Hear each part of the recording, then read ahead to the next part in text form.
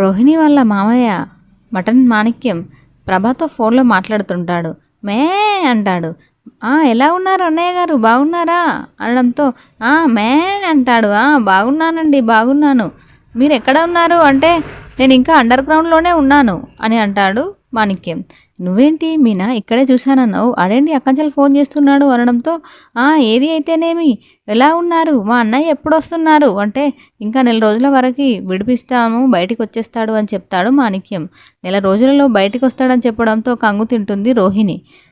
రోహిణి చేతిలో నుండి ఫోన్ తీసేసుకొని బాలు మాట్లాడతారు.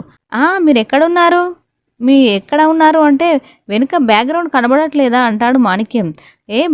బ్యాక్గ్రౌండ్ కాదు, ఎడారిలో ఉంటే ఒంటెలతో పాటు ఉండాలి కదా, మీరేంటి ఇక్కడ ఉన్నారు, ఒకసారి మీ లొకేషన్ మా డబ్బుడమ్మకి షేర్ చేయండి అనడంతో షాక్ అవుతుంది రోహిణి. ఈడేంటి ఇలా మాట్లాడుతున్నాడు, ఎక్కడ దొరికిపోతానో ఏంటో అని భయపడుతూ ఉంటుంది.